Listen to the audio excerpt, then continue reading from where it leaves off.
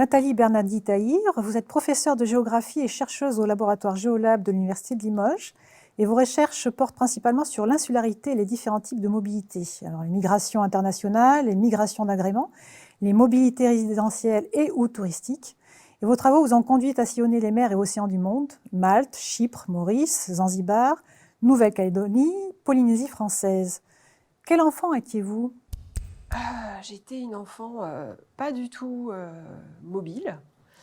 J'ai rêvé dans des livres, mais le voyage n'était pas une culture familiale du tout. Et c'est vraiment en lisant, en grandissant, que petit à petit, cette envie de voyage, cette envie de partir, s'est formée et s'est développée. Alors pourquoi les îles? Un besoin de vous isoler, un rêve de petite fille comme vous l'avez dit, ou un désir d'échapper au quotidien? Non, c'est vraiment une rencontre en licence. J'étais à l'Institut de géographie à Bordeaux et j'avais choisi comme option les sociétés insulaires du Pacifique. Et c'était un prof qui était toujours par Mons et par Vaux, qui était, nous disait-il, en mission. Et donc il reportait systématiquement ses cours et on les rattrapait bien souvent le soir, entre 18h et 20h, dans une petite salle en fait du dernier étage de l'Institut. Et là, il nous parlait des grands explorateurs du Pacifique. Et là, j'ai vraiment commencé à me dire, mais c'est ça que je veux faire. Et alors, qu'est-ce qui vous passionne dans les îles? C'est presque psychanalytique Ça tombe bien. comme question. Ce que j'aime, c'est l'impression probablement d'être dans un endroit protégé par la mer. J'aime le rapport qu'ont les gens au lieu.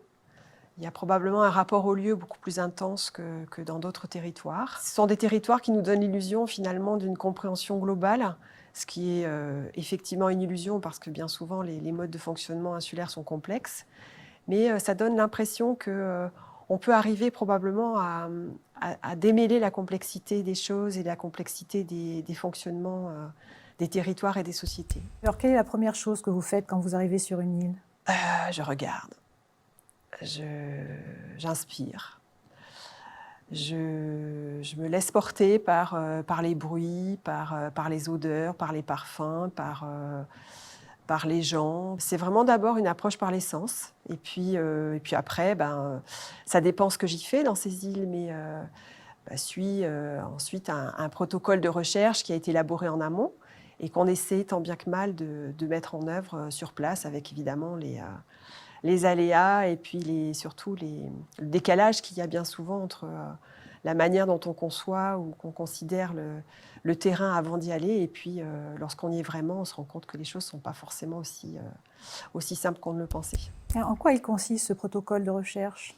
Eh bien, on sait, en fonction de la problématique de recherche qu'on poursuit, on sait les gens qu'on a envie de rencontrer, on a préparé des grilles d'entretien, des rendez-vous aussi avec différentes personnes ressources, des élus, des associations, des personnes contacts, qui nous permettent de faire une première approche, on va dire, des problématiques. Et puis après, on multiplie les enquêtes auprès des populations qui habitent ces territoires au travers de grilles de questionnaires qu'on a élaborées bien souvent avant, évidemment, d'arriver sur le terrain. Et qu'est-ce que vous avez pu observer au cours de ces recherches? Même si le fil directeur, ce sont les îles, il n'y a pas plus dissemblable que l'île de Malte ou Zanzibar ou la Polynésie par rapport à Chypre, par exemple. On est dans des univers culturels extrêmement différents. Et donc c'est extrêmement variable en fait. J'ai souvenir, probablement, ça a été un de mes plus gros chocs, l'arrivée à Zanzibar. Gros choc parce que c'est un petit bout d'Afrique avec ses problématiques de mal-développement, de malaria, de difficultés, de précarité. Ça a été probablement un des plus gros chocs que j'ai eu en me rendant sur le terrain. Choc culturel et économique, choc social. Je me suis sentie pas bien en fait pendant plusieurs jours. L'impression d'être très très loin de mon univers. Donc ça c'était un choc par exemple. Autre choc, mais d'une autre réalité sociale à Malte, où j'ai mené avec d'autres collègues des entretiens dans des centres de rétention pour migrants qui arrêtés à Malte et dans leur traversée de la Méditerranée. Gros choc là aussi, mais qui n'est pas forcément lié à l'insularité, qui est lié à la problématique migratoire et à ces dispositifs sécuritaires qui sont installés en Europe, au sud de l'Europe, pour empêcher ces hommes, ces femmes, ces enfants de construire une nouvelle vie, en fait.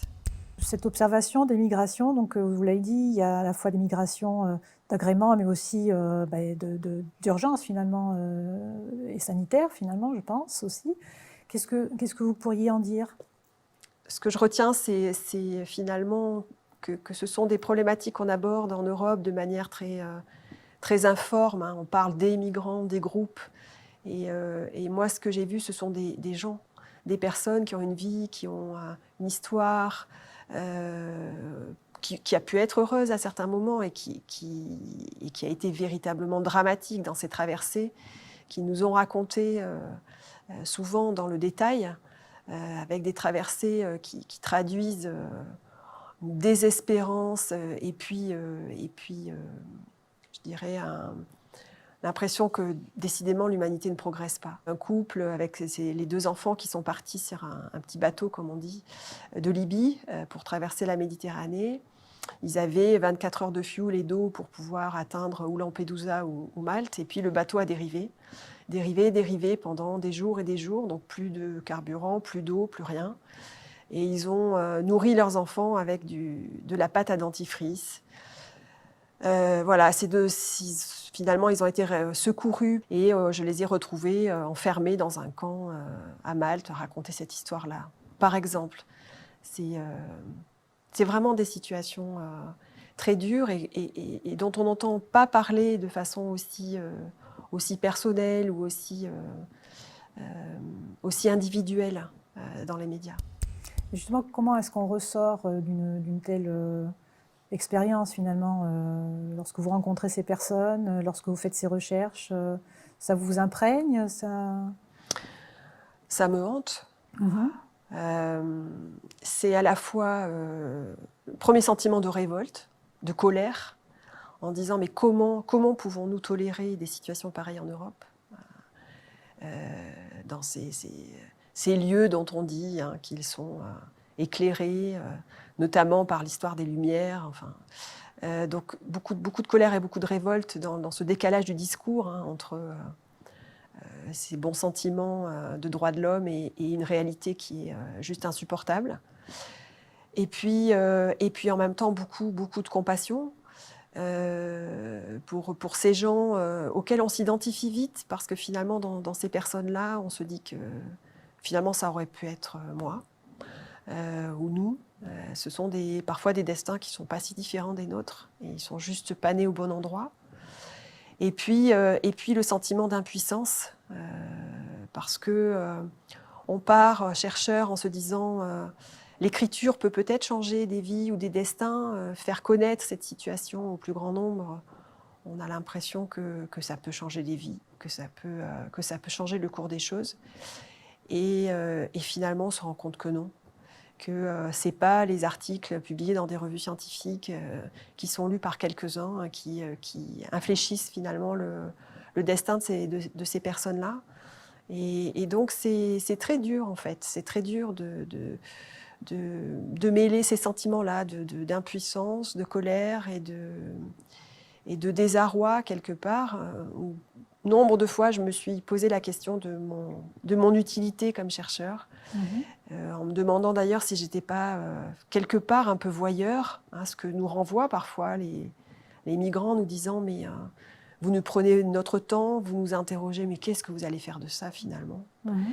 Et ça, c'est une question qui continue de me tarauder en fait. Quelle est la limite entre le témoignage et l'analyse scientifique qu'on peut avoir de certains phénomènes, et puis son rôle de citoyen, son rôle son engagement en fait. Je suppose qu'il y a ces projets de recherche aussi peuvent avoir des applications, peut-être auprès d'économistes, auprès de collectivités. Comment ça se passe? Bien sûr, ce sont des recherches qui sont évidemment à l'interface entre la recherche académique et l'engagement militant, associatif. Donc bien sûr, ce sont autant de témoignages qui sont repris, remobilisés par des gens dont c'est le métier, hein, qui travaillent dans des organismes, dans des associations, dans des ONG. Après, la question, c'est, je reviens à ma question lancinante, c'est et qu'est-ce qu'on fait de tout ça? Qu'est-ce qu'on fait de tout ça quand on voit finalement que, si je reste toujours sur ces problématiques migratoires qui ne datent pas d'hier, hein, et pour ce qui est de la Méditerranée, ça fait maintenant plus de 15 ans finalement que ces personnes traversent la Méditerranée et qu'on se dit que décidément il faut faire quelque chose. Et ça fait 15 ans qu'on voit progressivement se structurer un dispositif sécuritaire, des situations d'enfermement au nom de la lutte, hein, contre les passeurs et finalement les profiteurs de l'immigration. On n'a toujours pas pris finalement à bras-le-corps la question humanitaire et la question de l'humanité en fait. C'est pas que l'humanitaire, c'est l'humanité. C'est ce qui vous motive dans vos recherches, justement, cette lutte pour faire admettre la vérité? Alors sur ces questions migratoires, oui. Plus largement, en fait, je reviens à la question d'humanité. Alors moi, mes recherches s'inscrivent en sciences humaines et sociales. Et ce que je retiens, c'est finalement dans mon rôle, c'est de transmettre une humanité. C'est de montrer que quels que soient les univers culturels, les univers sociaux, économiques, eh bien, on a des gens qui vivent plus ou moins bien, avec plus ou moins de rêves, avec des projets, et de comprendre comment fonctionnent ces territoires, comment fonctionnent ces sociétés, ça participe d'une compréhension de l'humanité. Et en tout cas, moi, c'est ce qui m'habite quand je travaille sur ces petits bouts de territoire insulaire. Quelles sont les grandes idées reçues que vos proches ont sur votre métier? Les proches et les moins proches, mais évidemment, le terrain insulaire est sujet de colibés, vous l'imaginez, assez récurrent. Combien de fois j'ai entendu est-ce que tu as mis à jour tes vaccins, quand évidemment en plus ce sont des îles tropicales, les poncifs, hein, sur l'île tropicale sont là. Finalement je vais faire du tourisme, je vais me dorer la pilule sous les tropiques. Donc c'est difficile de faire admettre que c'est une recherche sérieuse, qui n'empêche pas à certains moments aussi de joindre l'utile à l'agréable, parce que dans toute recherche, on fait des rencontres, et que ces rencontres, qu'elles soient au cœur même finalement des rencontres avec les personnes auprès de qui on développe une enquête, ou que ce soit en marge, ça fait partie aussi de l'intérêt pour moi de ma recherche, c'est de rencontrer des gens, de discuter, d'échanger, de confronter nos conceptions du monde, nos manières de fonctionner. Mais c'est vrai que vu de l'extérieur, eh bien, ça reste, notamment, encore une fois, ces lieux insulaires, des lieux qui font rêver. Et à partir de là, on remet souvent en doute le côté scientifique et sérieux de ce type de recherche. Quel petit secret pouvez-vous nous révéler sur vos recherches? Un petit secret, je ne sais pas. Ou une anecdote? Si j'avais une anecdote, en fait, je reste toujours sur Zanzibar, je vous avais dit, hein, c'était un choc pour moi. Mais ça a aussi été des rencontres, et notamment une rencontre. C'était Junaid. Junaid, c'est cette personne que j'ai côtoyée, dont j'ai côtoyé la famille pendant toutes les missions que j'ai faites là-bas. Qui était un militant opposant au régime dictatorial de Zanzibar à l'époque, qui avait été torturé, enfermé, enfin, qui m'a raconté sa vie, ses rêves, ses espoirs, plus désormais pour lui, mais plutôt pour ses enfants. Et dans cette île de Zanzibar, au moment où j'avais développé ces recherches, l'espérance de vie était de 48 ans. Et Junaid s'est éteint dans son jardin à 48 ans. Et lorsque je l'ai appris, en fait, j'étais en France et j'ai senti un grand vide. Donc il avait des problèmes cardiaques, bon, évidemment pas suivis, et il est mort dans son jardin. à l'âge finalement qu'on atteint dans ces pays-là, donc un âge avancé de 48 ans. Zanzibar, c'est votre île préférée? C'est difficile de dire préférée, mais c'est probablement celle où j'ai reçu le plus de décharges émotionnelles, de décharges de choc,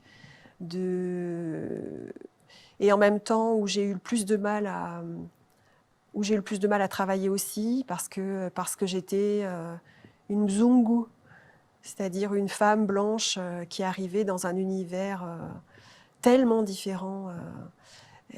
Et donc, l'impression aussi d'être passée à côté de beaucoup de choses que je n'ai pas comprises, ou en tout cas auxquelles on ne m'a pas donné accès. Et en même temps, une île et des gens absolument merveilleux. Donc ouais, c'est vraiment probablement celle où j'ai le plus cheminé en fait dans ma vie personnelle et dans ma vie de géographe. D'après vous, quelles qualités faut-il pour être chercheuse?